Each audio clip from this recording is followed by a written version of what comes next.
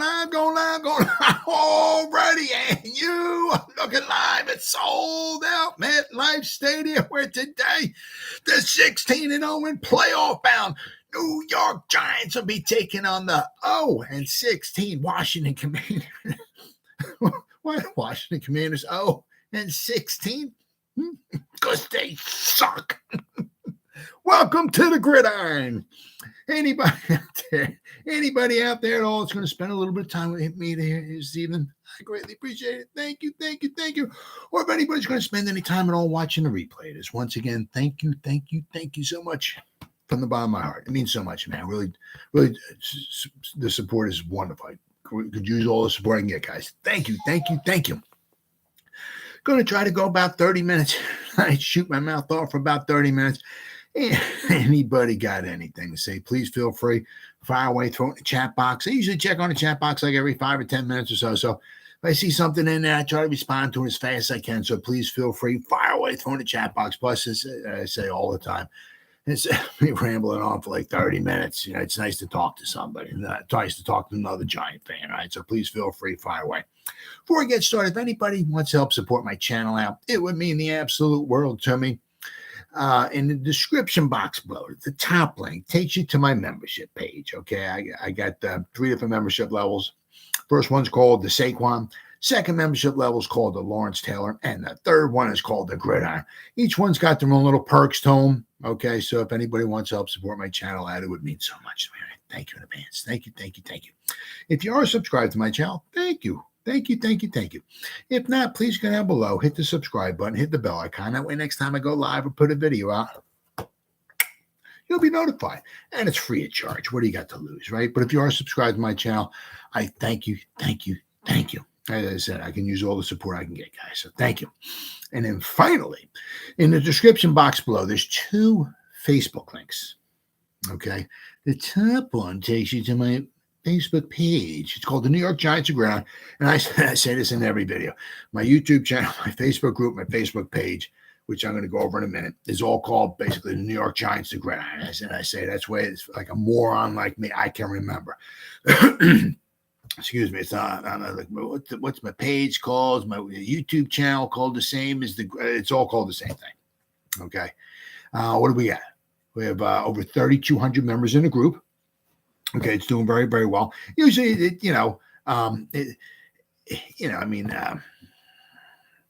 it slows down around this time of season, I guess, the participation and all and everything. But, the regular season, I tell you what, I get a lot of comments and all that stuff and everything. And it's 7 days a week. Okay, after I get done here, okay, doing this live video, I spend probably about the next 2 hours or so putting stuff in the group and in the page.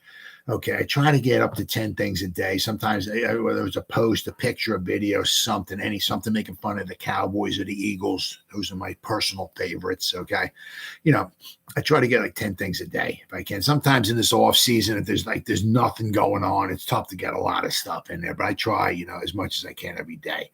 But the thing is with the group, if you become a member, not only do I post stuff in here, but members post stuff in here as well too. So there's a ton of New York Giants information going in here every day.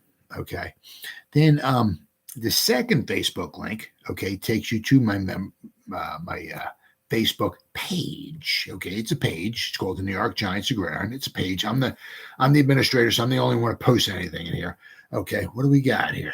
We have over 1,200 people who like it. Okay, and we have over 4,800 people following it. I'll tell you what, it's really doing good. Really surprised. Very, very pleasantly surprised, shall we say. Very, very, very happy.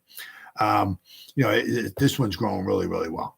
But it's the same thing, 7 days a week, pretty much, as I spend like about 2 hours at least every day or a night putting stuff in the page and in the group. And I don't commingle them, all right? So basically, for the most part, whatever I put in the page, I don't put in the group. Whatever I put in the group, I don't put in the page. Every now and then, I'll find something that really makes fun of the Eagles, and maybe I just got to share it with everybody. You know what I mean? Because I freaking despise the Eagles. Okay, so if you go to the page, okay, and you like it and you follow it, and you go to the group and you become a member, between the two, there's a ton of New York Giants information every day. And as I say in every video, if you go to the page and you like it, you follow it, and you go to the group and you become a member. If you're not satisfied, you get your money back guaranteed. All right, all that stuff said and done. Terrence, Banks, and Schmidt. That's it. 2 down. The 5 down. 2 to go. Hyatt is in the house. Yeah, love it. So the 5th member, right? Right. So we got who we got? Jordan Riley, right? Javarius Owens, Trey Hawkins, Jalen Hyatt, and Eric Wright, right? The 5, right? The Fab 5. So we got to get John Michael Schmitz, right? And Deonte Banks. You got 2 more to go. That's one nice thing about only having 7 draft picks. Unless, if you have like 300 draft picks, and that's also the other nice thing. I mean, in a way, it's good. In a way, it's really, really good having a pick fathered back in the first round, shall we say, like number 25. That means the year before you were pretty good. Okay. It's also pick number 25 is not like $6 million a season. You know what I mean? Where you got to, I don't know. But I mean, I like it the way everything is. Okay. Well, if you're pick number 25, this is what you make. Okay. If you pick 27, that's what you make. I mean, I remember back, I can't remember exactly what years it were, but before they used to have this, whatever they want to call it, it's a fixed, if you're the first, and each year it goes up, which, well, it should. But if you're the first overall pick, that's what you're making right there. See that? I don't know what it is, 8.2 million, whatever it is. Okay. Back, whatever, in the 90s. And, you had guys holding out. It was just like unbelievable. You had these guys, especially quarterbacks. I mean, they hadn't thrown a pass. I don't know if Jamarcus Russell, if he held out or not. I'm not sure. But I mean, some of the quarterbacks would just hold out. It's like, dude, you haven't completed a pass yet. You want how much per year? How do we know that you're, any good, right? Just because you were drafted number 1 or number 2 overall doesn't mean, So we used to have like guys holding out and stuff like, wanting more money and all. And it's like, can you at least complete a pass? Let's see what But it's nice, got Hyatt down. As I said, the next 2 guys, with like Banks and Schmitz, they're only like, I'm going to say what? Like maybe like $3 million, a little over $3 million for the 2 of them. The Giants have, according to Spot Track anyway, I'm sure if you go to Overcap, they'll have something different. But Spot Track says estimated cap space for the top 51 guys. Okay. They have like 5.6 million. Okay. So if Schmidt signs and Deonte Banks signs, okay, that'll be, a few million right there. So the Giants will have, a couple $1 million right now. Well, not right now, after those guys sign. Okay. Obviously, the couple $1 million we got is, you want more than that. Hopefully, some of that will come from Saquon. All right. Hopefully, we can get something done with Saquon. Get that $10 million cap hit he has, maybe drop that down to 5 or 6, add another, that'll add another 4 or 5 million onto our cap space, which would be really good. And even if you have 5 or 6 million going into the season, okay, okay, that's something you could deal with. All right. But obviously, if you can have some more, that would be nice. Where they would come up with some money, that could be another story for another time or another video, whatever. But if they can work something out with Saquon and drop that $10.1 million cap hit down to like maybe 5 or so, but then they give him a sign-in bonus and all that stuff and everything, that would add it. The Giants would have maybe 5, 6 or so million, whatever, going into the season. But if they can free up some more, that would be good. Be good. But with Hyatt, yeah. So Giants announced today they have signed wide receiver Jalen Hyatt, their 3rd round selection. Right. So I don't know if they're going backwards or what it is. So next, Michael Schmitz is going to sign next, and then Deonte Banks is the last one to sign. I'm not sure if that's how it's going to work out. What is this from Giants.com? So one of the most explosive and dynamic playmakers in college football. Oh yeah, 6 foot, 185 pounds. So the thing is, is he going to be able to play at the 185? Is he going to have to add on a little bit of muscle? If he adds on a little bit of muscle, is that going to slow him down a little bit? That's always one of those things. Some guys can add on some good lean muscle, right? And, it doesn't really so much slow them down. Other guys, they got to be light as they can be to be that fast. So it'd be interesting to see. It says Hyatt played 35 games with 14 starts in 3 seasons at Tennessee. Finished his career with 108 receptions. Pays 16.4 yards an average. Okay, 19 touchdowns. I mean, that's like, my God, 108 receptions. I don't have my phone here with me. Darn. But so 19 touchdowns. So 19. So that's like, I'm going to say 17, 18% touchdown percentage on his receptions. Maybe about 18%. Holy crap. So that would say if he had 100 receptions, he would have 18 touchdowns. Right around there. Holy crap. So if you look at it like that, I know that we're talking college football and we're talking the NFL. We're talking a little different animal here. But if you just say just at that rate, if you were just to say have 50 receptions, which you could see that quite possible, which would be what? 3 receptions a game. If he's a starter or if he plays a lot, if he gets in the starting lineup or, they use him a lot, you could see that 3 receptions a game. That's not something that I don't think out of the ordinary. If Hodgins can get something like that. Yeah, I think absolutely. I think Hyatt could do something like that. But I'm just saying at this rate, at college rate, if he had 100 receptions, 18 touchdowns. If you translate or add over to 50 receptions, he would have 9 touchdowns. Once again, highly doubt that's going to wind up working out. But that's a good touchdown reception. The percentage really good. I said Hyatt recorded 5 games with more than 100 yards receiving and 5 with multiple touchdown receptions. He holds the Tennessee record for a single game with 5 TDs against Alabama. And that's good because I can't stand Alabama. I'm sick and tired of seeing them win too all the time. Single game points scored 30 versus Alabama. Scored 30 points. Holy crap. And single receiving touchdowns, 15 in 2022. Wow. 2022, Hyatt started all 12 regular season games and became the first player in Tennessee history to win the Biletnikoff Award, presented annually to the most outstanding receiver in FBS. He became Tennessee's 13th unanimous first-team All-American and the first since defensive back Eric Berry in 2000. Wow, so almost 14 seasons ago? 13, 14 seasons ago? Wow. Hyatt was the first wide receiver in program history to achieve that feat. His totals last season include 67 receptions for 1,267 yards, 18.9 yards of reception, 15 touchdowns, 105.6 yards a game. Whew, wow. Very impressive.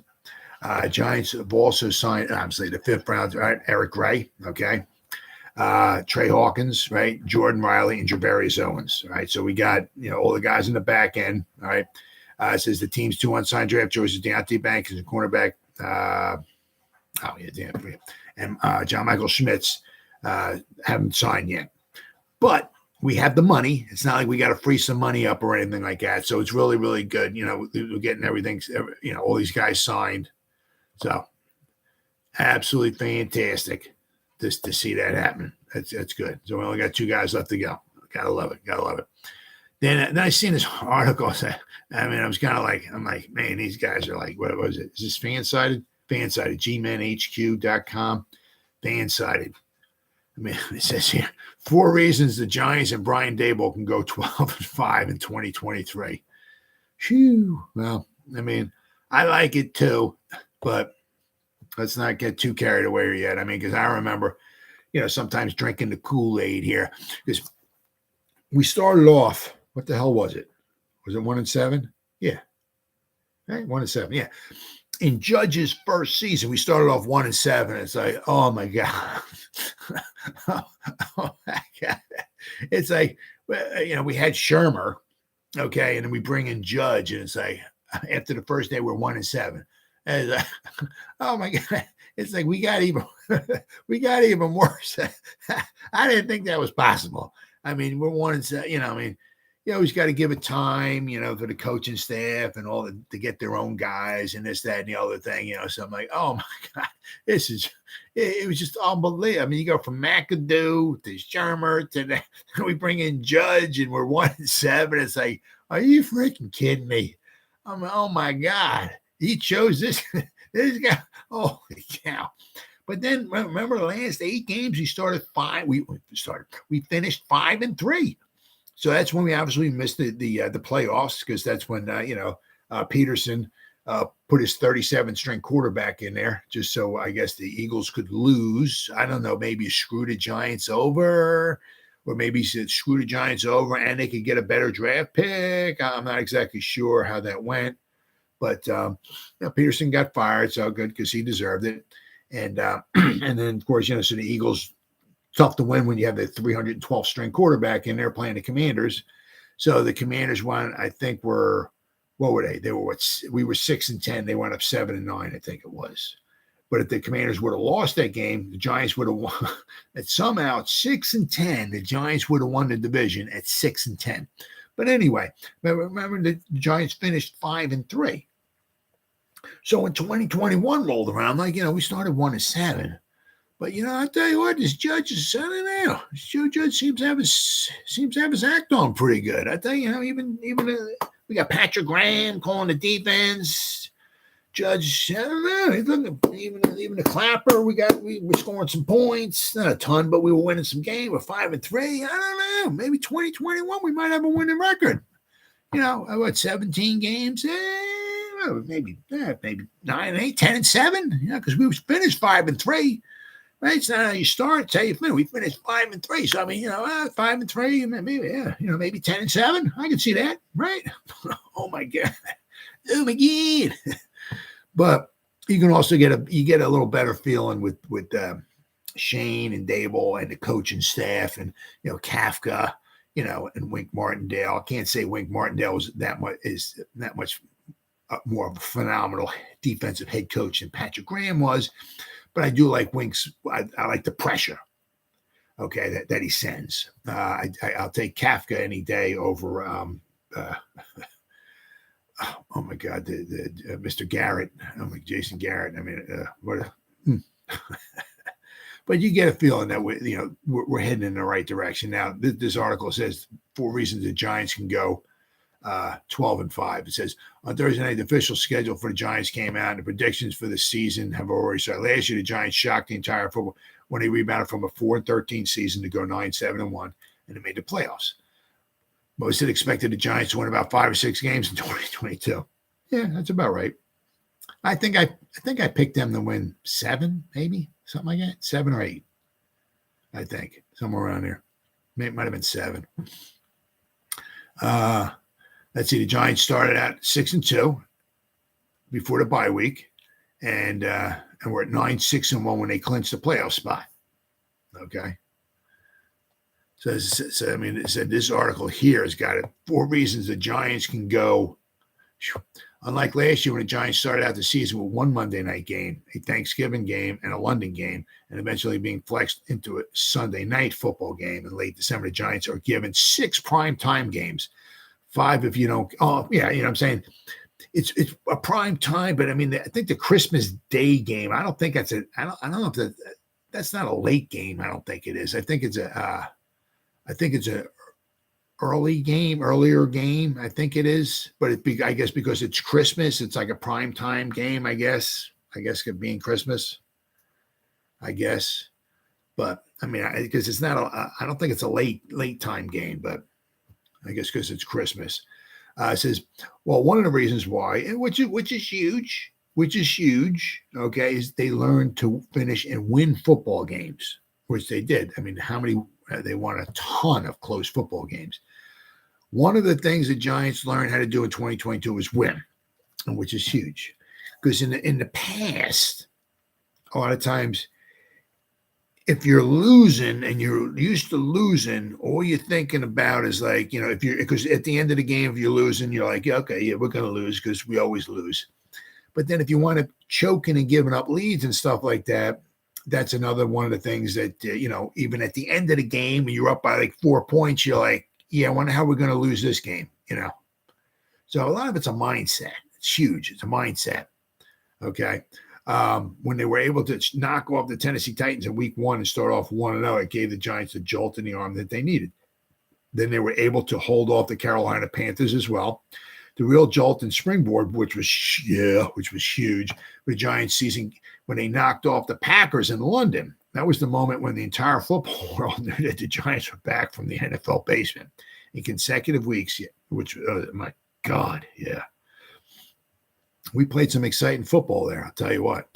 The Giants finished off the Ravens. Remember how that game ended with the interception? The ball got snapped over Jackson's head. He picks it up. He scrambles out to his right. He throws the ball. Julian Love jumps up, picks it off.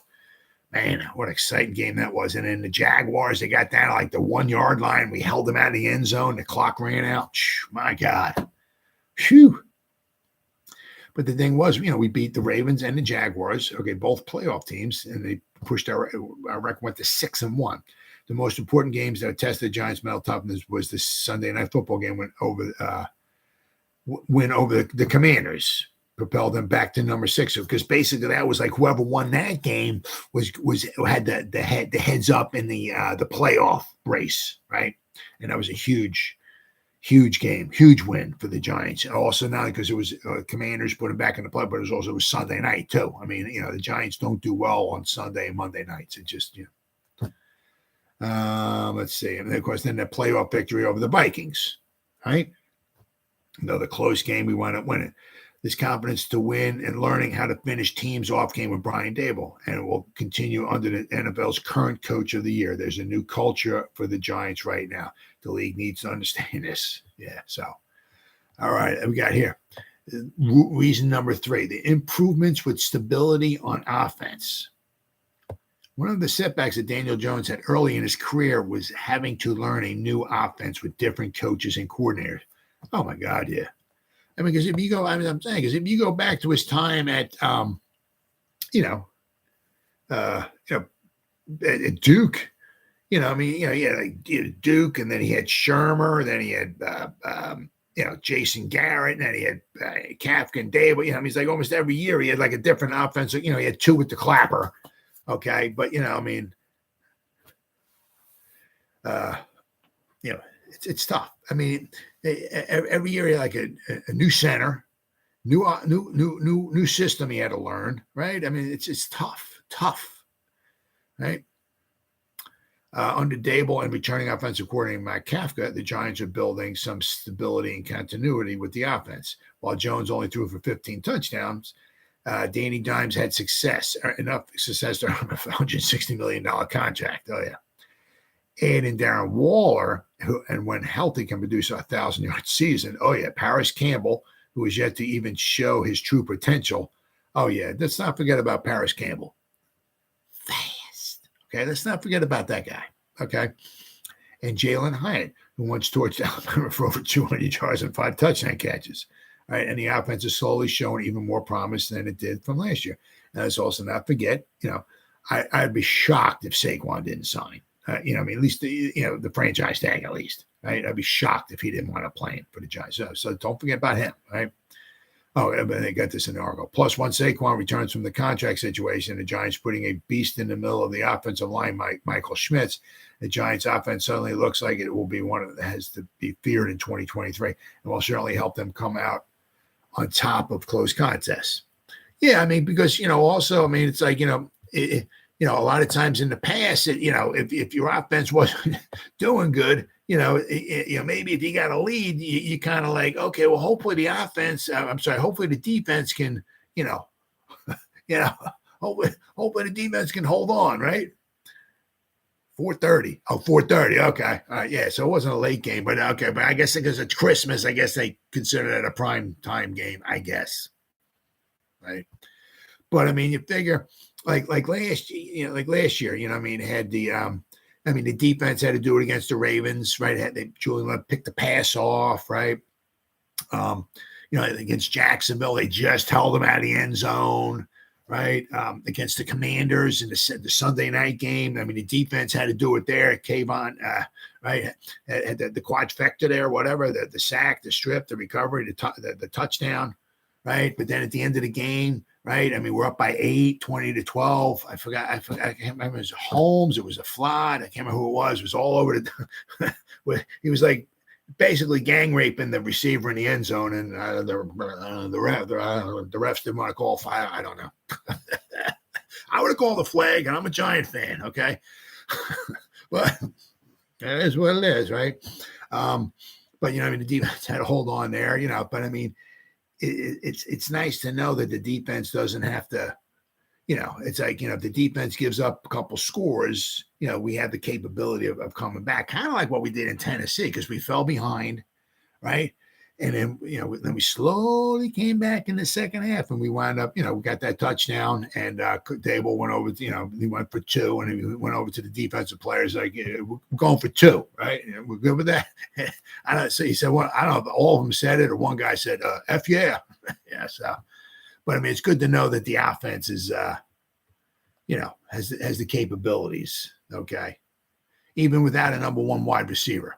All right. The defense will be better. One of the biggest victories of the offseason of the Giants was Wink Martindale decided to remain the team's defensive coordinator despite having multiple interviews and possible chances to have a head coaching opportunity. Now, it's not saying Martindale won't have other chances. Like, I mean, if they do once again good again this year, he might once again have a couple opportunities to become a head coach, right? I said, especially the way his defense has been successful in now 2 locations with the Ravens and the Giants. See, now that's one thing is that, also it's so much, not also, how successful you've been, but can you be successful at multiple stops, multiples? I mean, that's what kind of like, you look at Parcells. I mean, my God, right? I mean, he took obviously the Giants to 2 Super Bowls. Then he went to the Patriots, who were a freaking absolute. I forgot one of it, 90, might have been 1990. They won 1 game, I think it was. And the Giants Giants barely beat them in 1990. The year Giants won the Super Bowl. But I think it was 1990. I think that the Patriots were like 1-15. They were freaking joke. But that's why Kraft went after Parcells. Okay, after Parcells retired for the first time, I think he retired like 28 times, but he retired after the Giants. That's why he went to the Patriots. Okay. And not 95, it was 96, because 95, 92, 93, the Cowboys won. 94, the 49ers won. 95, the Cowboys won. 96, 97, the Packers went to back-to-back Super Bowls. 96, the Packers won. 97, they lost. 96, the Packers beat the Patriots, coached by Bill Parcells. 97, they lost to the Broncos. So the Packers went to back-to-back, 96, 97. Broncos went to back-to-back, 97, 98. Right? So the Broncos won, the back-to-back. They beat the Packers. But 96, Parcells took the Patriots to the Super Bowl. Okay, so now basically you can almost just almost pencil basically Parcells in the Hall of Fame, right? He took the Giants to 2. Then he took a lousy Patriots team to a Super Bowl. Okay, they lost. All right, and then you figure then he took the Jets to a championship game. Okay, was it?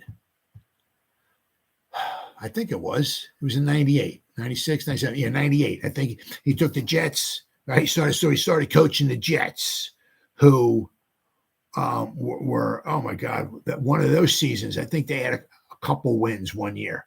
Richie Kotite was their coach, and they were horrible. And he took over that freaking mess. And then within a year or so, he took them to almost to the Super Bowl. They were winning. What the hell were they winning? They were winning in the 98 AFC Championship game. I think it was 10-9 at halftime. They were in Denver. Denver was really, really good. I mean, that's when they had Terrell Davis. He was freaking, what a running back he is. What a stud. But they had John Elway, at the end of his career. But they had just a real good, solid team then. Really solid team. But Parcells took the Jets, okay, to the championship game. At halftime, they were leading. I think it was 10-9. I think the Broncos scored 2 touchdowns in the second half, and I think it wound up 23-10. I don't think the Jets scored in the second half. But then after he retired there, then he went to Dallas, okay, and he took them, to the playoffs. One of their losses, which they should have won, was Tony Romo got the snap. All right, it was in Seattle. I don't know, the time was going to run out or whatever it was. I think All he had to do was kick a field goal, and the Cowboys would have won. But Tony Romo got the ball and went to put the ball down, and it slipped out of his hands. And then he picked the ball up, and he got tackled. They could have made a first down, if I'm not mistaken, but he got tackled at like the 2 or 3 yard line before the first down. But so I mean, but he took the Cowboys to the playoffs. So he took 4 different teams to the playoffs.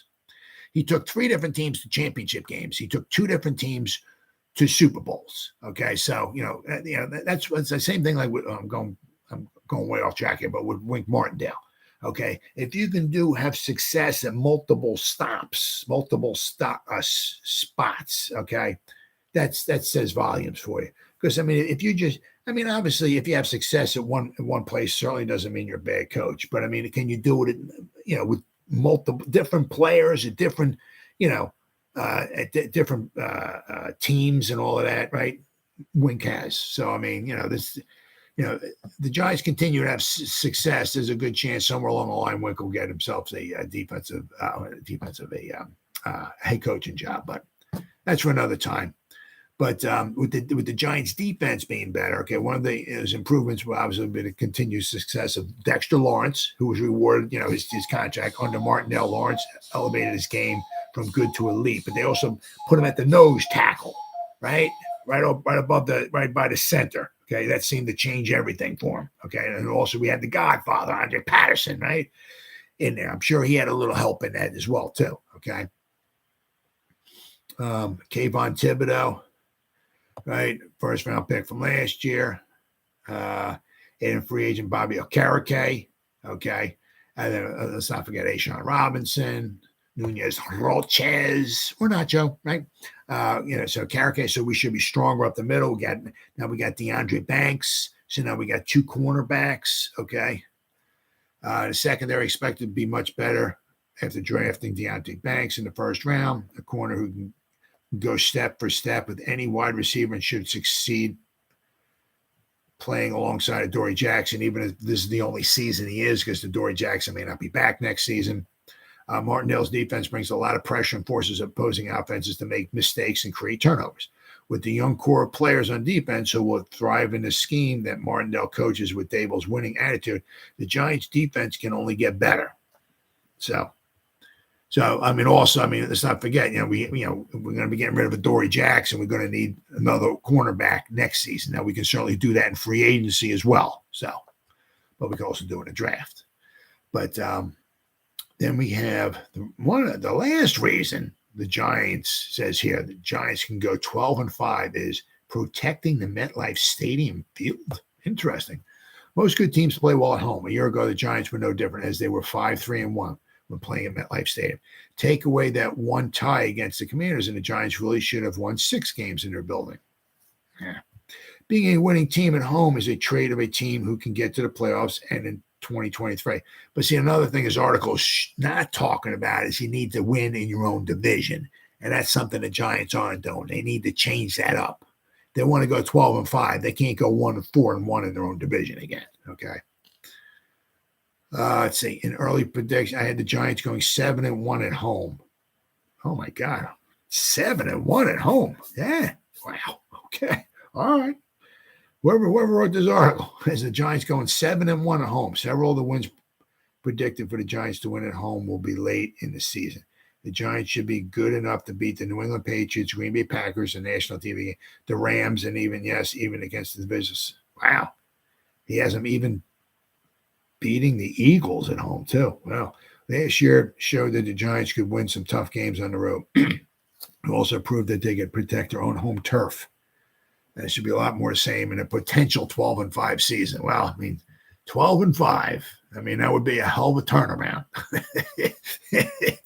Yeah, to go from 9. Anything's possible.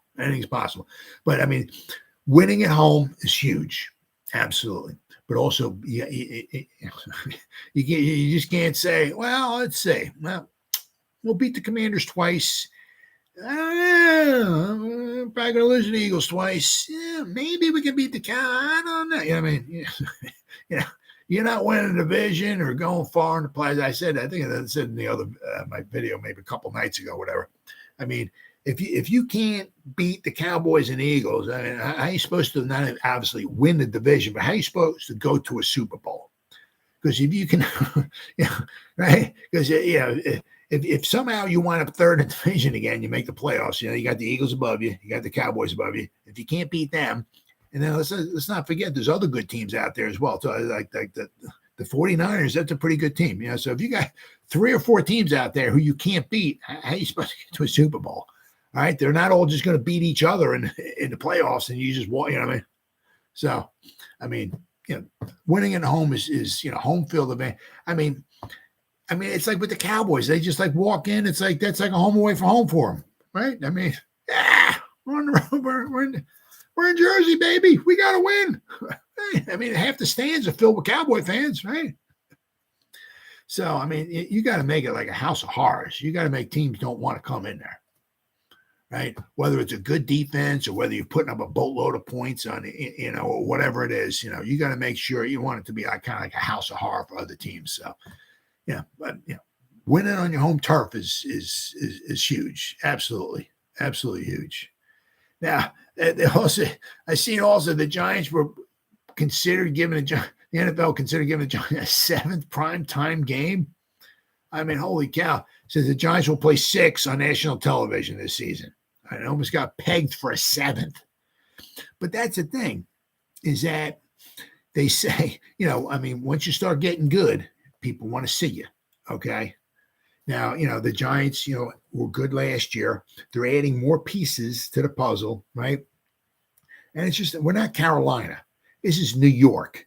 Okay. Popular. Okay. So when you got it, even the Jets, you put Aaron Rodgers there. now you got like a superstar there, right? So they're going to want to be seen. There's certain teams that are going to want to be seen. The Cowboys will always want to be seen. Patrick Mahomes will always want to be. Obviously, right? Jesus, who didn't want to see the Chiefs play, right? That's the way it used to be with the Patriots. As much as you freaking hated Tom Brady and the Patriots, right? They were always on. Peyton Manning when he was with the Colts or whatever. People wanted to see him, right? It is what it is. Let's see. It says broadcasting officials revealed earlier this week that the Giants and the Philadelphia Eagles were considered for the first ever Black Friday game on Amazon Prime. Whew. But it said that the Eagles Giants was considered for the Black Friday game on Amazon Prime. Also, they looked at Kansas City. Interestingly, it said the Bengals volunteered to host the first Black Friday game, and this I'll tell you what, this wouldn't be bad. If we got, I'll tell you what, I'm all for this. I like this. If you got Thanksgiving Day games, okay, we got 3 of them, right? Well, it says, interesting, he said that the Bengals volunteered to host the first Black Friday game and to make it an annual tradition for Cincy. I'm all for that, right? It looks good now, okay, but, sometimes, right now, obviously, when you got Burrow and Chase and obviously, they keep doing good and they going to the playoffs and all of that. So, that's good quality. That's what you want to see. Okay. But sometimes you get it like with the Thanksgiving Day games, like the 1:00 game. you got the Detroit, when you're like at Thanksgiving and Detroit's like 2-12 or something like that. And they're playing against the 3-11 Bear or whatever it is, Bears. It's like, oh my God, that's tough to watch football. So, I don't see, I wouldn't mind a tradition going on there. That's cool. It's Cincy. But, if they ever want, they start putting bad product on the field, I'm not sure how many people are going to want to watch in that, But as long as they're playing well and all, and you got Chase there and Higgins and all, that's some good watch, right? But, if we're going to have a Thanksgiving Day game, well, why not have a Black Friday game? Or why not have, if you have 2 games on Thanksgiving, right? The 1 at 4 o'clock or whatever, put a couple games on Friday. I'm all for that. Why not? And then 2 days later, you'll have Sunday games, and then you have your Monday night game. How awesome is that? Thursday, Friday, Sunday, Monday. Whoo, keep it rolling, baby. Absolutely love it. But the Giants, my God, they open the schedule Sunday night against the Cowboys, right? And 2 weeks later, they play on the 49ers out west on Thursday night. Okay. Then they got to come back and play. So basically, 3 out of the first 4 games on prime time, right? But the one nice thing, there's a couple of nice things, is they got the Arizona. Okay, so they got the left coast trip. Well, they got the Raiders too, right? So that's a little later in the season. But they got the Cardinals and the 49ers, okay, back to back. So they're going to stay out there. But not only that, it's not like the Cardinals are Sunday and the 49ers are Sunday. So they fly out there Saturday, right? They get there Sunday, and they staying out there to the following Sunday, and they getting home Monday, right? So it's not like a 9-day kind of thing. No, it's they get there Saturday, Sunday, Monday, Tuesday, Wednesday, Thursday, Friday. It's only be like 7 days, right? Because they fly out there maybe Saturday, right? And they play the Cardinals, and then they play 4 days later, they play the 49ers, and they'll be home on Friday. So basically, in 7 days, they'll knock out 2 road games in 7 days, okay? And then, right after the game is over, that's the nice thing about this. It's like a little bye week for them, because they're done Thursday night, right, against the 49ers. They don't have to come back to not Sunday the following Monday night. It's not 1 o'clock, okay? It's Monday night, right? So I mean, so they got like a lot of time off. So basically, they have, I don't want to say 2 bye weeks, obviously, but I mean, they got a nice little stretch there. Whatever that is. Let's see. Let me count. Friday, Saturday, Sunday, Monday, Tuesday, Wednesday, Thursday, Friday, Saturday, Sunday, Monday. So they got like 11 days, okay, before they got to play. So, then later in the season, they got another bye week, right? So that's not too bad, okay? And then it says week 6, they're back on Sunday night against the Bills. I mean, man. So what do we got? 4 out of 6 games, first 6 games, they're prime time. I mean, holy cow, right? So they got a Monday night, a Thursday night, and 2 Sunday night games in the first 6 weeks. Then in week 14, the Giants will host the Packers on Monday night. I'm not sure. I don't know. I still scratching my head on that one. I don't understand. I mean, there's not I'm not complaining, but and hopefully we're at home, and hopefully we should beat the Packers. Okay, but it's not like they got Aaron Rodgers. I'm not sure what the draw is there. Usually, I'm saying, when you got a Monday night game, there's a draw from the 2 teams. You know what I mean? I mean, if the Packers took Bryce Young in the first round or something like, they had one of the stud quarterbacks, and he was starting, I could maybe see something like that. I mean, I don't see what the draw is there, but it is what it is. And then finally, they'll face as you said, Terrence, at 4:30, they're going to face the Eagles on Christmas Day. But and then also, you also were talking about, that some people were talking about the Giants possibly, playing. Well, obviously, the Eagles on 9/11, but obviously that never wound up happening. But I mean, talking about, man, if could you imagine? I hope it happens. Imagine if the Giants win the Super Bowl. What are they going to have? Like 13 primetime games next? They were only 9-7-1. They won a playoff game, and now all of a sudden, like half the. I think, if I heard it correctly, on Big Blue Kickoff Live, they got a podcast Monday through Friday. They do it. They're on there for an hour. Lots of smart guys. Very knowledgeable, learn a lot. Okay, I think I didn't read it. I haven't read the schedule exactly, but I think they said that only 7 of the Giants' 17 games are at 1 o'clock on Sunday. So I guess 10 of them aren't. All right. So if you stink, nobody wants to watch you Sunday at 1 o'clock. Okay, but I guess with Daboll, the offense we're getting, the defense we got, and all of that. I'm not saying, we're we're going to be champions of the world or nothing like that, but I guess we're must see TV, I guess. But so the Giants have another good, successful season this year. I'm sure we're going to get another 5 or 6 primetime games next year. I'm not used to this many, but the reason why is because people want to see you. If you were 3-14 last year, and you were picking number 3 in the draft and all that, ain't nobody going to watch you. when you got Joe Judge on the sideline coaching you up and you got Jason Garrett calling the plays, right? And you're scoring 8 points a game. Yeah, nobody wants to watch.